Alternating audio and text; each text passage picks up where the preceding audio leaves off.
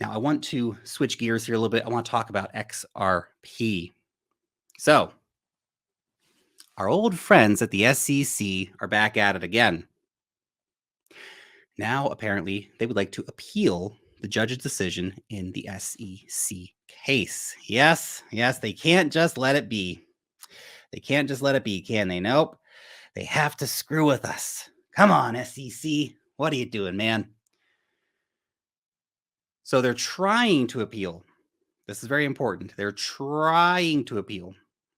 This is a letter of intent to appeal. Has not happened yet. There has not been an official appeal yet. So keep that in mind. However, their intention is to try and appeal this.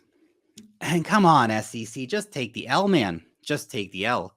But as James Seifert, analyst from Bloomberg, points out here, they can't accept this because the entirety of the SEC's actions over the last 2 years, basically, rest upon this. They have to be able to say that we are the ones in charge of the cryptocurrency industry, that all cryptocurrencies except for Bitcoin, maybe Ethereum, are securities, which is ridiculous. Litecoin's a security, get out of here. Monero's a security, get out of here. And dozens of other cryptocurrencies that fit like the proof of work model that Bitcoin would fit, let alone all of the different crypto coins that really don't fit the definition of an investment contract. It's silly. But the SEC is trying because they're getting the directive from the White House to try to do this. This is why Operation Choke Point 2.0 went forward. This is why we've seen all these people in the US government being so rabidly anti-crypto. They're getting the marching orders from the big banks who want to make sure they can control the markets. Although I really think the BlackRock thing is a bit of a wild card here. At what point does BlackRock pick up the phone, call the donors, call the White House? You think Larry Fink doesn't have the president on speed dial? At what point does he call up and say, yo, Joe, cut it out, man. You're screwing with my bags. We're going to tokenize everything. It's interesting. I don't know how this is going to go. The judge may say you're not allowed to appeal this. We'll see. But they have an intent to appeal. Now, some people are going, oh, they're going to appeal. It's not good. I don't know. It's not such a dramatic thing. You have to keep in mind, they have not yet appealed. There's that. And if they do appeal, they're probably going to fail. There's been so many videos of like Gary Gensler even saying that, oh, none of this stuff was securities and stuff like that. Like the SEC has so few legs to stand on here. And I don't think they would succeed at an appeal. They would just waste a lot of time and taxpayer money, a lot more of Ripple's money, of course.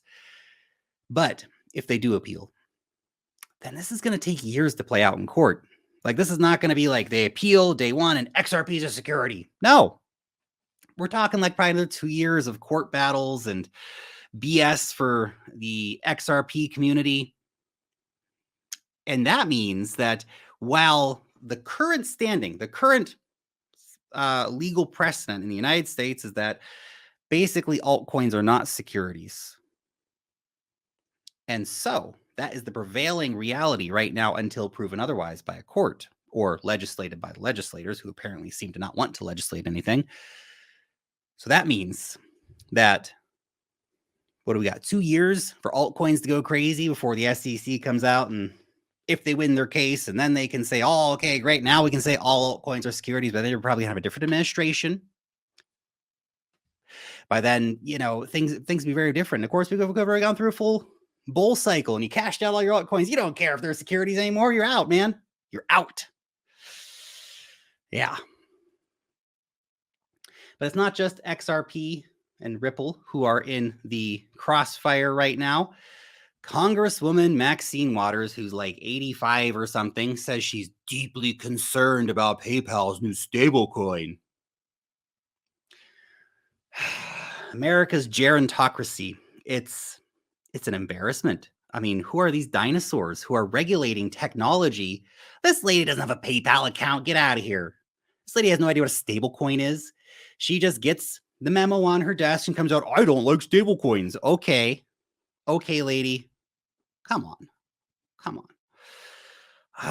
Whether it's Maxine Waters or Brad Sherman, who is, definitely like if you looked up asshat in the dictionary, I feel like there'd be a picture of Brad Sherman there. And Elizabeth Warren, all these anti-crypto people.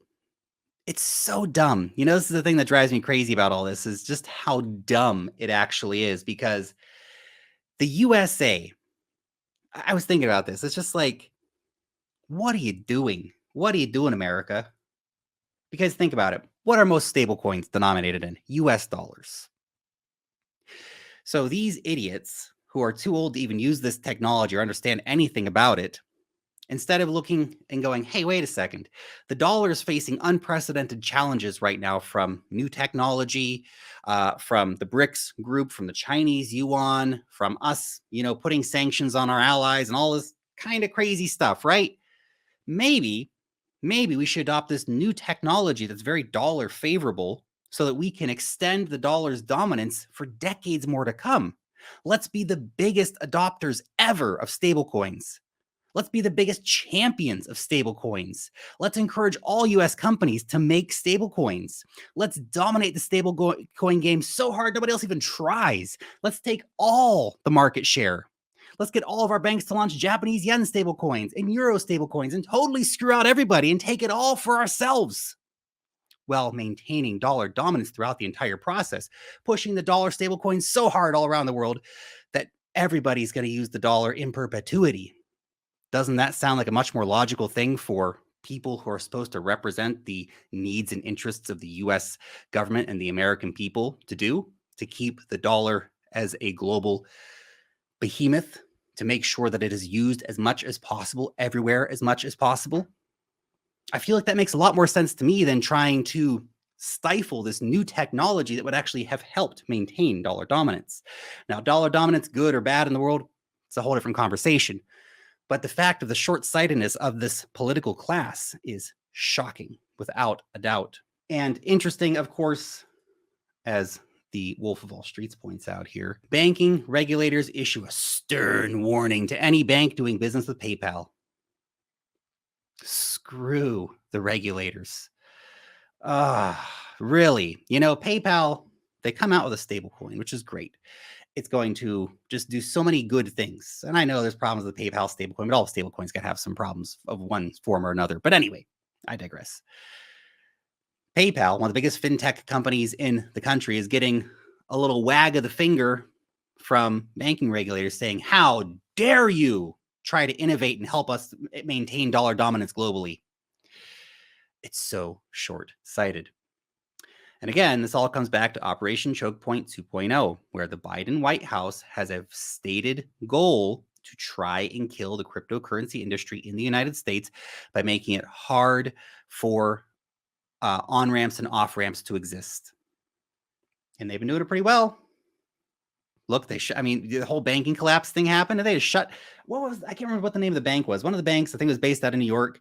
They just shut it down on a Sunday just because they could, because nobody's going to ask any questions if they just shut this. It was one of the big crypto banks, and they just shut it down. All the three biggest crypto banks all got taken out in the period of a few days. You think that was a coincidence? No, it wasn't a coincidence. It was planned. They knew what was going on. They knew who they wanted to shut down. They knew who was doing the wrong stuff. And of course, all the other banks, the big mega banks, are getting the word in the background, hey, stop doing stuff with crypto. We don't like it. Oh, we can do a Bitcoin ETF. That's fine. Put that on the stock exchange. Don't let people use Bitcoin. If anything, you can see the BlackRock Bitcoin ETF as an attack on Bitcoin, which I know may be a slightly controversial opinion. And yes, I know BlackRock ETFs, great. It's going to pump our bags. I'm looking to cash out. It's going to be fantastic. It'll be great. But what happens with, let's say, 1 million Bitcoin get locked up by BlackRock, maybe more over time? That's Bitcoin that's not being used on chain. That's Bitcoin that's not being transacted peer-to-peer. That's Bitcoin that's not adding to the overall security budget by being transacted back and forth and paying miners to secure the Bitcoin network. That's Bitcoin that's not being used as censorship-resistant money. That's Bitcoin that's not being used to empower people all over the world. That's Bitcoin now sitting in the hands of BlackRock. And all the monetary value of the exchanges of those Bitcoin ETFs doesn't go to Bitcoin miners, doesn't go to securing the network, doesn't go to making the world a better place.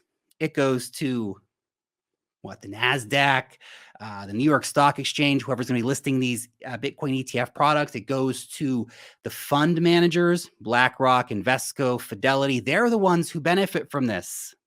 The network is made weaker, not stronger, by Bitcoin ETFs. And that's a tough pill to swallow for all of us who want to see our bags pump. But it's true. Now, it may not be such a big deal, but it's a thought to have, isn't it? Now, before we get into the Bitcoin ETF news, the rest of the Bitcoin ETF news, just a quick reminder, of course, that if you're not signed up yet to the Wealth Master newsletter, you gotta get signed up. It is the best damn newsletter in crypto. I'm not just saying that because it's my newsletter, but it really is. We are bringing so much value to the table. We spend about 40 hours every single week, me and my team, putting this together. We cover altcoins, altcoin alpha, altcoin news, the latest happening in the markets, technical analysis, DeFi tutorials, what's happening in the NFT space, money-making airdrops, and much, much more.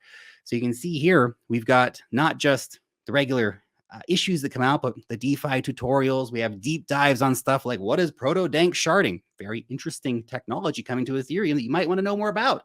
Got a free article on that. You can go and check out at thewealthmastery.io, where you can go ahead and give it a read. Link in the description, of course, as well. Now, Bitcoin ETF. Let's talk about Bitcoin ETFs. So some guy named Stephen Hall, the legal director of Better Markets, apparently a nonprofit organization working to build a more secure financial system for all Americans. Yeah, that sounds like some BS right there. Anyway, he came out hard, urging the SEC to reject spot Bitcoin ETFs because the market's too exposed to fraud, it's too exposed to manipulation.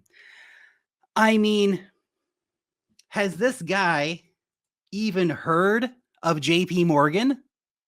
Does he have any idea what happens in the metals markets? Does he have any idea what happens in the Forex markets? Does he have any idea what happens in the stock markets? The amount of incredible fraud and manipulation and criminality that JP Morgan, Goldman Sachs, and all the other big banks commit on a daily basis. In fact, it's not just that they commit it, it's baked into their business model.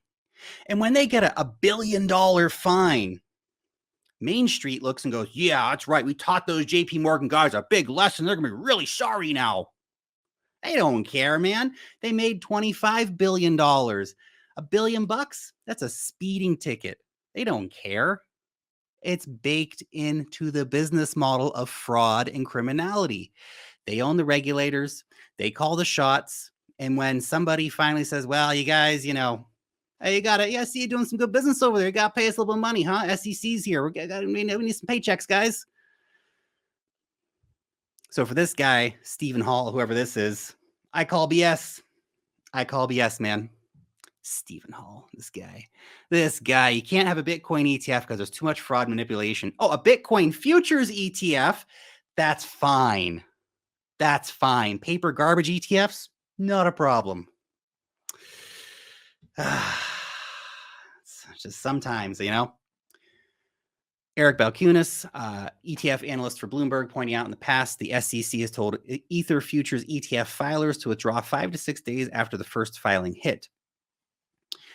We are now on day 13 with no withdrawals. This is not home free yet, but a very good sign. As predicted, these will likely hit the market in mid-October. So we've had, I think, 14 Ethereum ETF applications. These are for paper contracts, not real Ethereum. Unfortunately, they're kind of garbage, but still probably enough to provide some kind of narrative coming in the market. Still, we could see a lot of these getting approved in the near future. Now, that could pave the way, of course, for an Ethereum spot ETF at some point in the future, but we're not getting an Ethereum spot ETF until we get a Bitcoin spot ETF. And we haven't got that yet. We may not be getting that any gosh darn time soon. And it's interesting, too, because the top 15 best performing equity ETFs this year, this is crazy, all crypto related. Valkyrie Bitcoin Miner ETF, for example, VanEck Digital Transformation ETF, Bitwise Crypto Industry Innovators ETF, on and on and on. And that's without real Bitcoin ETFs people are so hungry for exposure to the cryptocurrency industry because they know the gains potential, they see what's going on there, they understand that they're investing in all this other stuff that gives like miner exposure, proxy exposure, and Bitcoin miner ETFs, Bitcoin mining stocks. Pretty interesting stuff, actually, if you haven't looked into that. But the demand is there. Retail investors want exposure to crypto through regulated products. And the SEC is not protecting investors by not giving people what they want. Instead, the SEC doesn't give people what they want and then forces people into all kinds of crap that is not great, let's say. Let's just leave it at that.